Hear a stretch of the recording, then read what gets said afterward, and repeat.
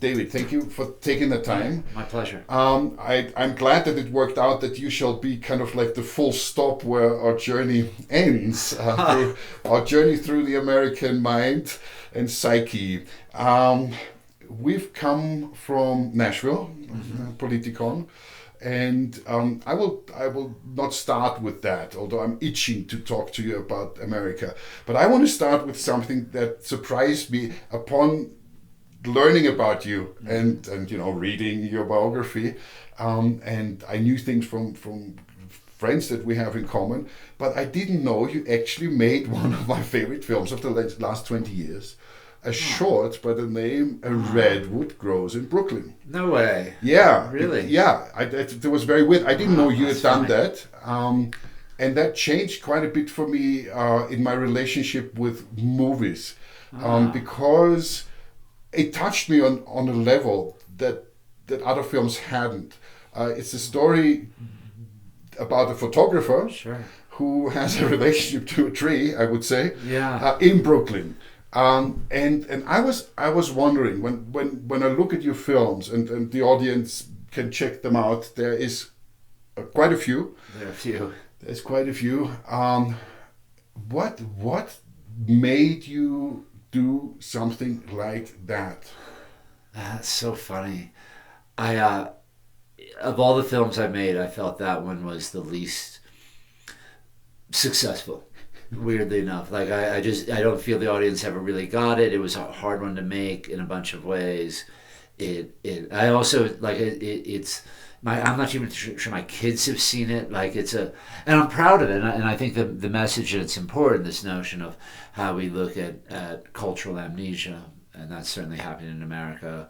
How we look at art and how we look at nature, and the main character in there, James Balog, who's a brilliant photographer, I think had a lot to say, but the film sort of struggled to find its way in a way that is nice to hear. Somebody said it meant something to them. Maybe it was too early. It sounds strange. I'd have to watch it again and sort of understand that. I haven't watched it in years, but I'm proud of it, and thank you for watching it. And I think it is, what I was trying to do with that film and all the films I make is have people think different. Everything I do is about how do audiences who watch these films, something flips a switch in them, that they feel, think, act differently in some sort of way. And I'm trying to find truths, even if they're partial truths, in these films through these people. And they're original thinkers. That's what I always come back to again and again. It's not just my business. I really believe in it. I really believe that that's what we have to have. And so everything I do, I think it just keeps coming back to that in its own way. That's why I mentioned it, because I saw it at the time, especially in this relationship with New York, which when I first encountered New York in '92 and lived there for a while, was like, I don't even want to go there. And then a friend invited me back and said, you can't see New York like that, because it's important for the world and the way it's a melting pot and these ideas. And then came a Redwood Grows in Brooklyn and Time for a New God, Hard as Nails. We'll talk about the Diplomat maybe a little later, Take the Hill. And maybe I'm wrong, but there is a non-esoteric look at spirituality in all of that. Is that something one could say? Or? Oh, certainly. I mean, and there's also another film I made about faith called Freaks Like Me. But absolutely, and I like that way I say non-esoteric. I'm not a very esoteric person. I don't have those skills. I look at myself as a generalist who knows a little about a lot. And I don't, and that keeps me, I think, out of esoterica. And I think the filmic part of it is these people have to be interesting. They have to be movie stars. They have to be characters. They have to have the intellectual depth, but also the performative nature of being able to own a movie screen. And that's not everybody can do that. And Justin Fatica and Hard as Nails could. And what I was drawn to him was as a character and his energy and his explosiveness and all these other things. But the faith part of it runs deep in the film, but it's questioning more than stating. Time for a New God, Redwood, Freaks Like Me have a little bit of a different, we're looking at someone who's spent a lot of time in the esoterica, and can I reel it out and make it understandable for someone who's not a religious person, who's didn't grow up around any religion, and who is a disbeliever on if I'm a non-believer, but I have my own belief system, but none of it's done through real faith, and I think that's what I want to capture in films, that that these lessons are important, and that we have to be able to think and live in a world that has some of these principles in them, but I don't like structure, and I don't like scripture, and I don't like a lot of that other stuff that I think comes with all of it. So I end up finding the films and let those be my own, form my worldview, form my faith in a way. You said those principles. Yeah. What are those principles? I think anything that tells me how to think or what to do, anything that's super organized, that has, that's centered in Rome or centered in Israel or centered wherever, I'm just skeptical of. I think that it doesn't mean that there's not value in some of those lessons, and I think that's what the films have tried to extricate, is can you take thousands-year-old faith systems and find the modern day applications to some of them, but not get caught up in the levels and the deacons and the priests and the temples, and I find that not fulfilling to me personally, and I understand why for a lot of people it is, and I respect that. My father-in-law is a Lutheran minister, retired. He's a wonderful man, but his lessons are humanist. They're not of faith, even though he's a man of deep faith. And so that's what I take away, and that's what I try to do with the films. I think it works. Oh, I think it works. It's tricky, but I think it does too. Yeah. And I think even Take the Hill, my last film, there's real wisdom in there, and that's what these ultimately are. Is I don't think there's a film I've made that I don't feel is a wisdom piece in some way. What and who has inspired you to look for those aspects of human life in the manner you do it? Because there is, if again a big word, there's a humanism that goes well through it all. Yeah, I think I know when I want to make something. Like I can feel it, and I meet somebody, I'm drawn to them. Vice versa, there's that connection, and I want to say, okay, here's something to make. Like the Redwood Grows in Brooklyn came about because I lived in Brooklyn. There was that redwood was in our backyard, basically, not quite, but I looked at it all the time. And as I understood its story, and then as I understood what James Balog was about, melding those two. And I called him up, and he didn't know me very well, and I was like, hey, I'd like to do this with you. Are you interested? And we kind of sketched it out, and we went and we made it, and became, and talk all the time. He's a real valuable friend, and such a wise man in his own right. And so for me, that's what it is saying, okay, there's something inside me that I know has shifted, that I want to make this film. And wanting to make it and making it are two different things. I wanted to make The Diplomat for basically 2 years, and I was making it, but before I found the real funding to make it.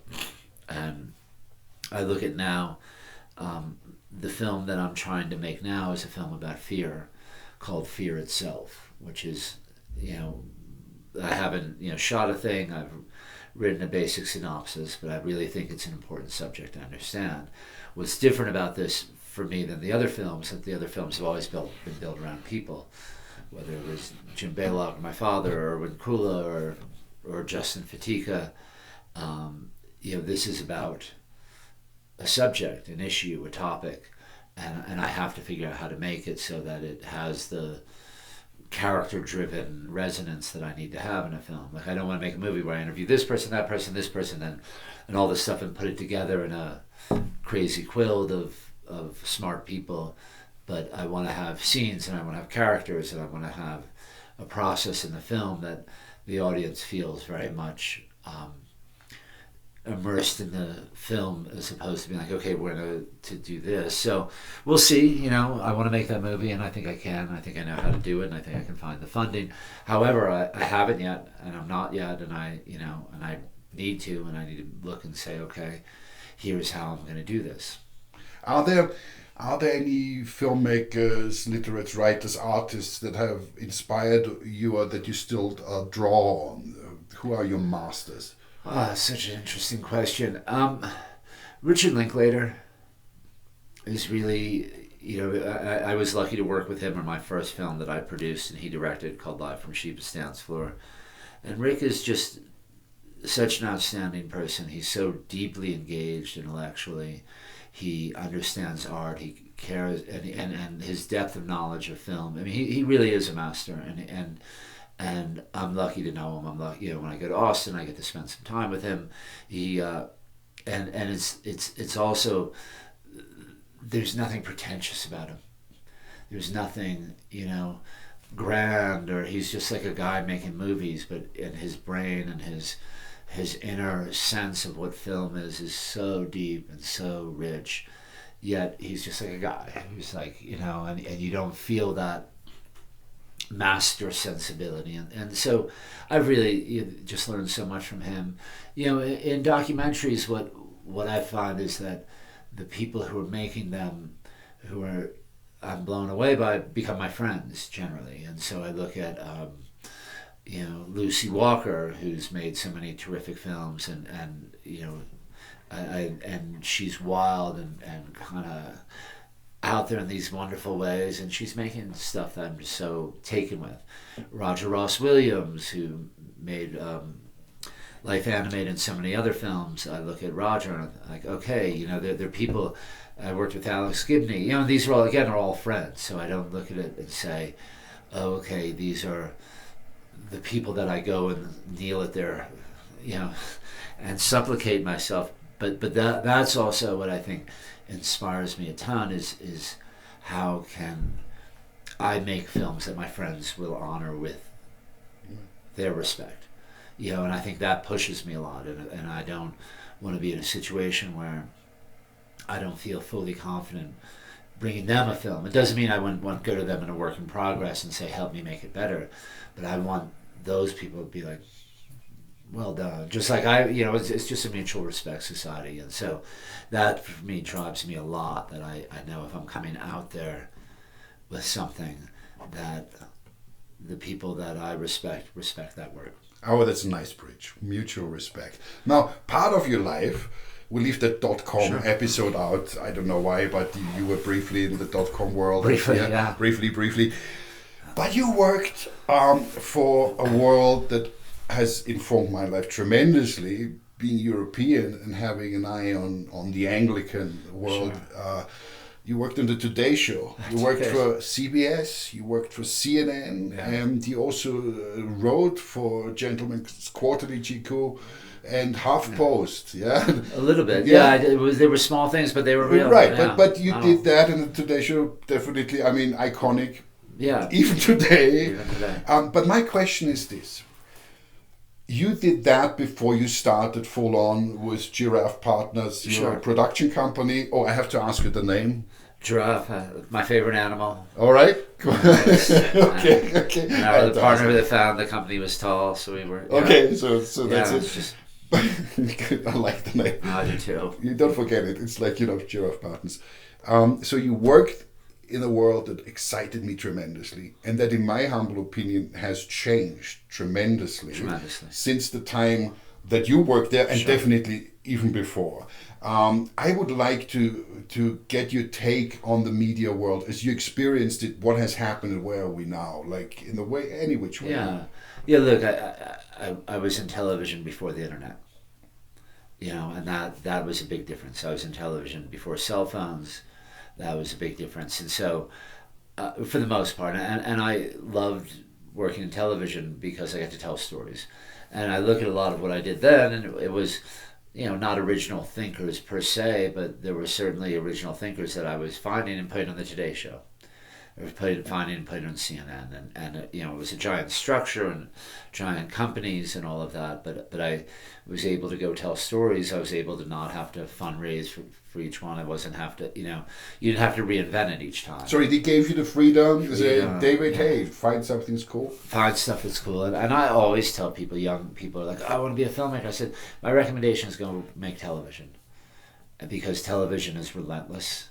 It keeps on coming at you. It doesn't want you to take time off. There's always an audience out there.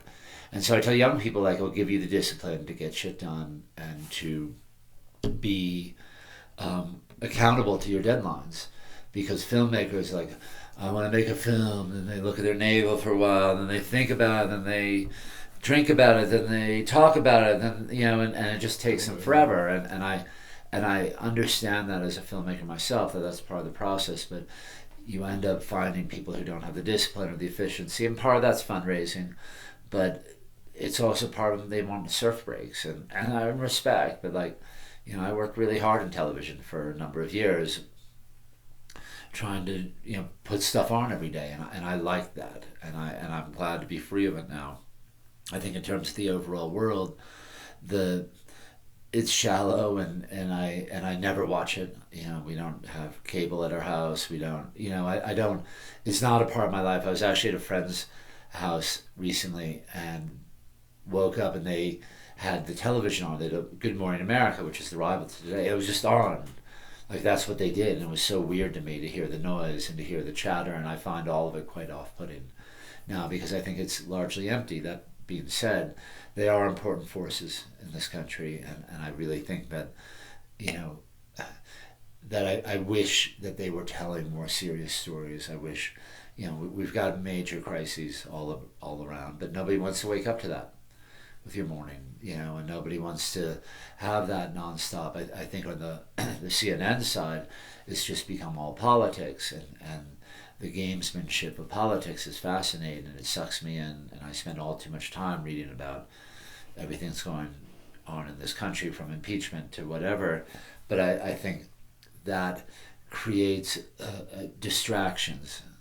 To me, television's ultimately a distraction, and so are films in some cases, from what's really going on, and I think that's really troubling. And I look at it not just with the news, but which at least has some merit, but Netflix and all these other things. The idea that Game of Thrones commands so much of Americans' time and energy, and it's such a dark, unhinged worldview. That to me is really troubling, when the dark and unhinged worldview is right outside our door.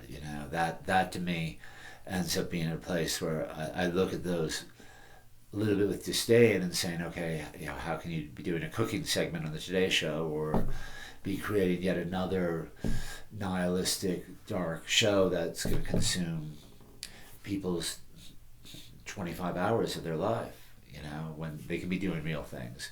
I feel that way a little bit about sports. I look at and I was a big sports fan. I'm less of one now. But the idea is, these are distractions, and when you look at what's going on in the world, when you really look at it, it's some crazy shit, and you look and say, okay, how are we going to fix that? We're going to take original thinking, we're going to take work, it's going to take focus, it's going to take commitment, and it's not going to take people watching endless hours of fictional television or nonfiction that that is fictional in its own way. Well, as you went there, let's stay there. I was hoping you'd go there. You went there. We stay there. Happy to go. In 2015, you made a film about a gentleman who played a huge role in the life of people like me, who are in the late 40s, 50s, now early 50s now, in Europe, who happens to be your father.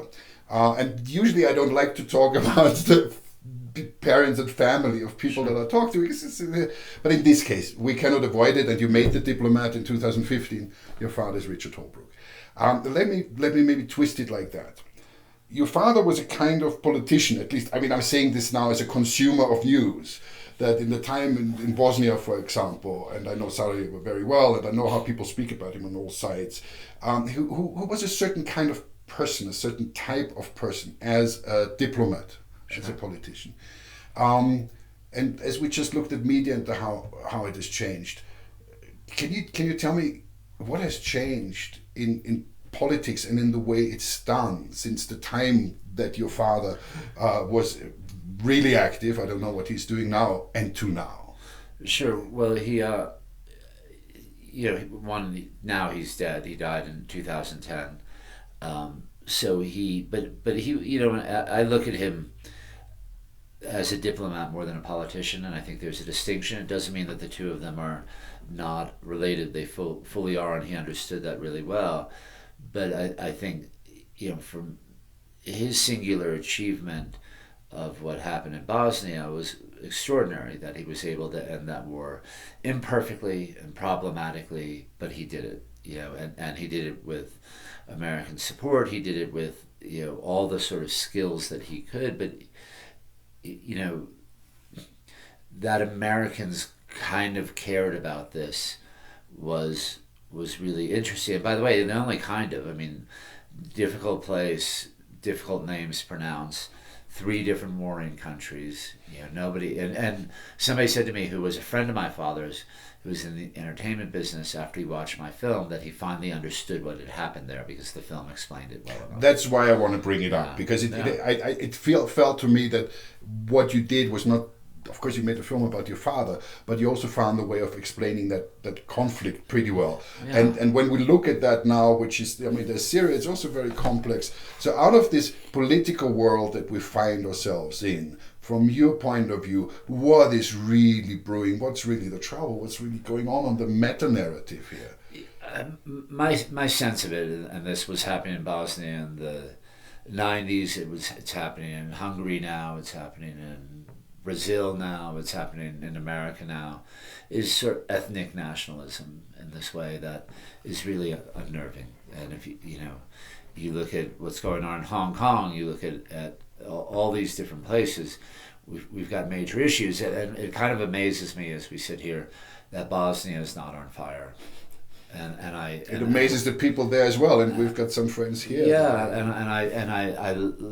I've said this, that if you look in the news and there's something about that region, about Bosnia or Serbia, Kosovo, pay attention to it, because even if it seems minor, it's going to become major. If it's made, the New York Times, that means that something significant's happening there in a way we don't understand, and it's the beginning of something very unsettling. As it has been historically, unfortunately. As it's been historically, and if you look at it now, you say, okay, here was a problem that was unsettling Europe. It was a problem for Germany, it was a problem for France, it was, and not to mention the Balkans.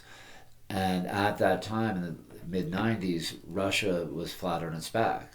It was post-Cold War, the wall had fallen, Yeltsin was stumbling around, and it wasn't the Russia today of a weaponized internet, of a aggression every which way you look, and masterfully done, but that's what blows me away, is that if you really want, to me, what Vladimir Putin wants most is an unsettled Europe and an unsettled America. And America's, of course, he's roiled so well with this president of ours, but he also wants to break apart NATO. And just this week, Macron said NATO is brain dead. I think it was his words.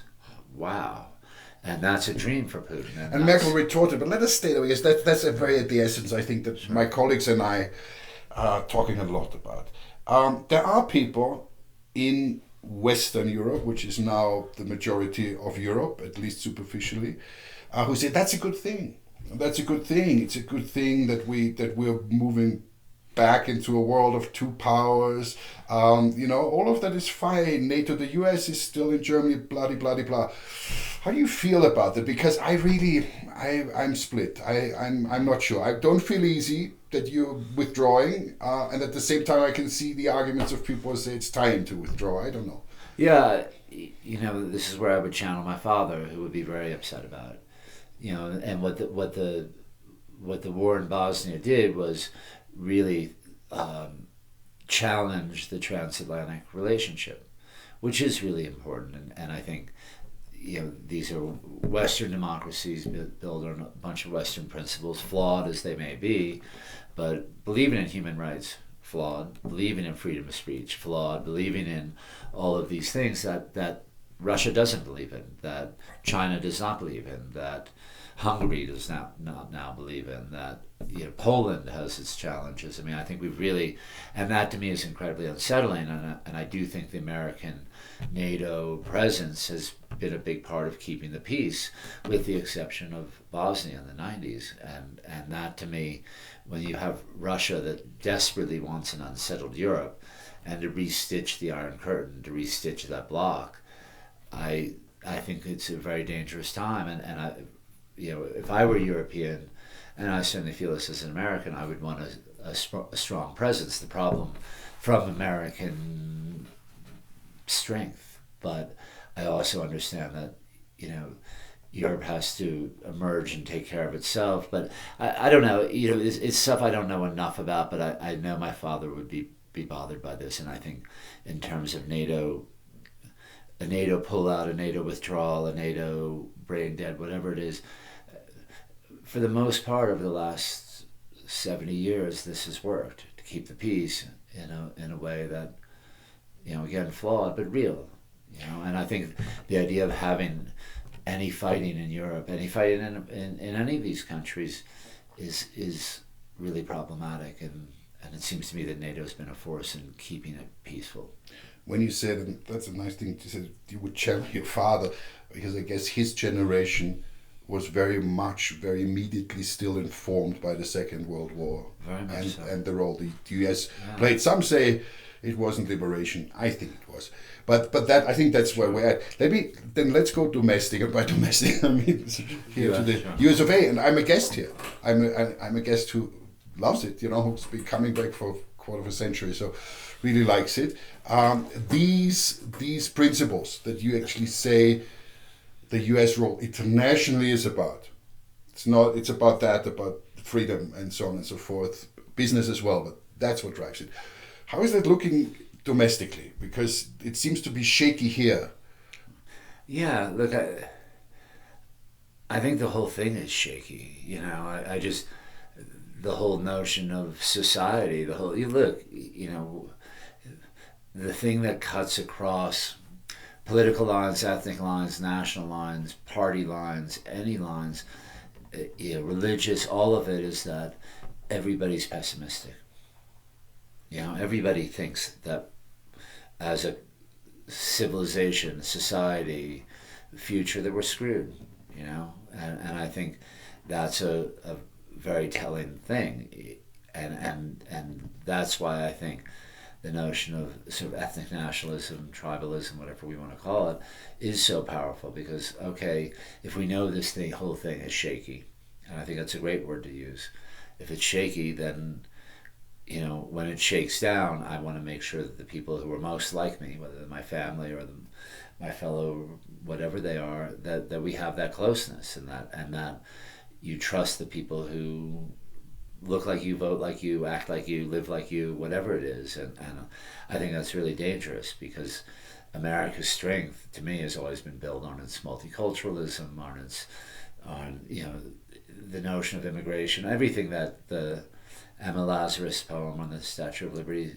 speaks of, which is beautiful when you read the whole thing. Oh, it's so beautiful. It's so beautiful and so important to the way. And by the way, I would say the same thing about Europe, that it's the key thing. And a gift from France. I mean, right. This is that's of course it says it all. And I think the idea of European multiculturalism is complicated, but that's what it's going to be. And I think the people who want to keep it white, who want to keep it Europe, who want to keep it traditional, it's a losing battle, but I understand why they're fighting it.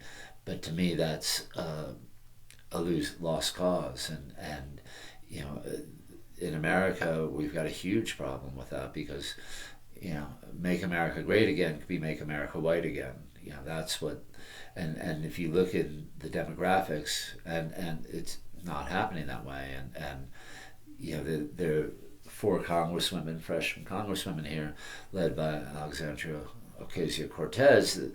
They're called the Squad, and they're Muslim, and they're Hispanic, and they're all black, and all of that is troubling to a lot of people, and to me that's awesome. And we're going to see a whole influx, I hope, in 2020 of women and men, people of color, people of different ethnicities, people with different names that are hard to pronounce. And that's great. And that's to me a future in America that works. However, for a lot of people, that's a future of America that's terrifying. And that'll be I think that's what makes it shakiest, is the idea of the big fundamental principle of what we're built on, which is inclusion and immigration and worldwide talent coming to build this crazy thing called America. That's really exciting. If you said, wait, it's just going to be these white guys, it never will work. I let it stand here, and I want to kind of round this off with, you said everybody's a pessimist. I know what you mean. At the end of the day, I don't want to believe it. And you and a bunch of people around here that I know are doing things to counter the negativity. For sure. I would count Original Thinkers among that. It's a festival. It happened now the second. We've done it twice. You started this 2 years ago. After for 10 years you were director of Mountainfilm, Right. which you made into a global brand, I would say. So chapeau for that. Thank you. We don't go into the details of that. Yeah. But you started Original Thinkers. What was your idea behind it? What is it? Where do you want to go with it? Yeah, tell me. Original Thinkers as basic is an ideas festival that happens here in Telluride, Colorado, first weekend in October, and we've done 2 so far. We'll do our 3rd one in 2020. But what really is trying to build a community and even a movement of people who believe in original thinking and how important it is. How do you? It sounds stupid. How do you define that? Look, it's very much in the eye of the beholder, and I look at it from me as someone who spends a lot of time thinking about ideas and how they flow into our consciousness. I want to find things that I think are fresh, and also are, again, humanists, that are accessible. I don't deal in a lot of esoterica. Again, it's how can we take everyday lessons from everyday lives and look at those in an original way. And I think the people that we try and find for our festival can be, amazingly accomplished authors and intellectuals, but they can also be everyday people who've lived lives that are, had major perseverance, incredible challenges, astonishing journeys, and we can learn from that. And how do you find them? Sorry to know. I find them, again, through instinct, sort of like I find my film subjects of reading about something and saying, okay, here's a story that moves me, and I say, okay, how do we find those people? And you track them down. There was a story in the New York Times magazines asking, how can one's soul survive atrocity?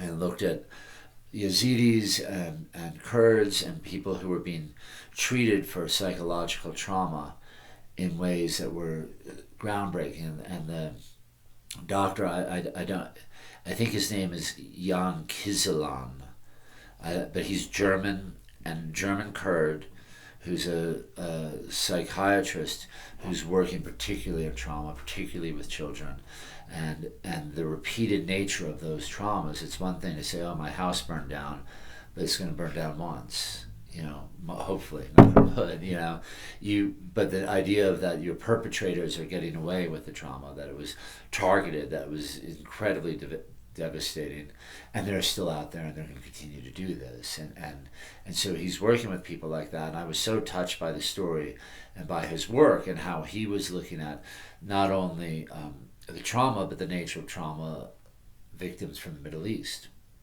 from places like Syria, places like Iraq, where it was so intense, and the lack of mental health professionals and the suspicion or the questioning of mental health in general was a whole new thing to work with. And I was like, okay, so I'm going to reach out to him sometime soon and say, and I'll find him. I'll have to track him down, and that's exciting. And say, hey, I have this weird festival in October in Telluride, will you come speak at it?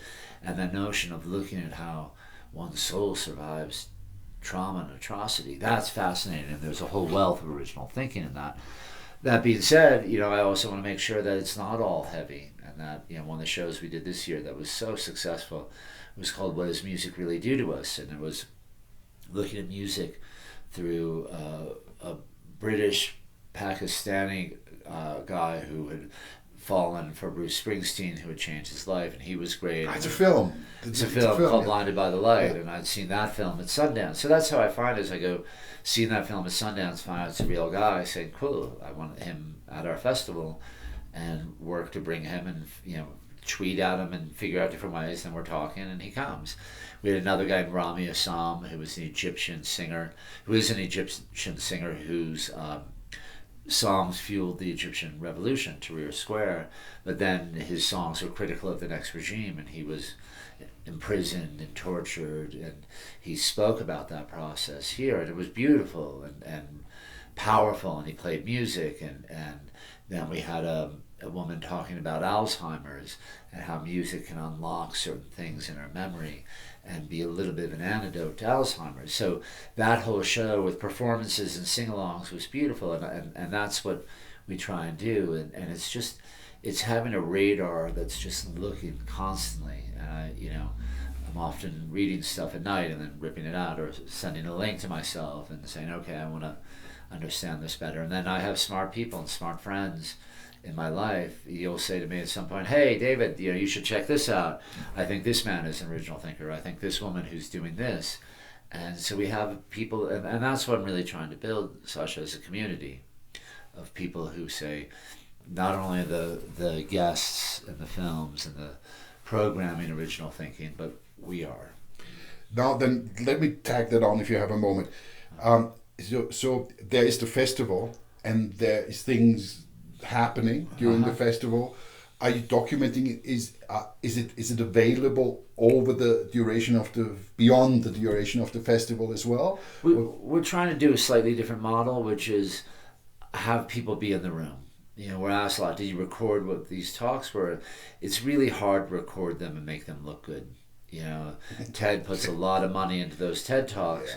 Yeah. And what I'm trying to build, besides as one of the avenues of original thinkers, is what it really started out to be, which was a film company.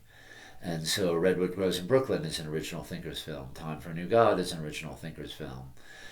All of that was original thinkers films, and I want to have that as a model, and if I can make it work, find the right partners who are saying, okay, original thinkers in conjunction with somebody or another presents a film by somebody or another about somebody or another, and create a brand of films that are original thinkers. I want people to be able to say, okay, I've got lunch, I could watch a TED Talk, or I could watch an original thinkers film, and they're going to be 15 to 20 minutes, and they're going to give people those ideas. They're going to take Rami Assam, the Egyptian singer, and say, okay, here are his ideas, and here is why what he has to say is important. And cut like a sword through the noise of That's right. And I think the other thing we're really looking at with original thinkers, which is important to us, is the intersection between ideas and story.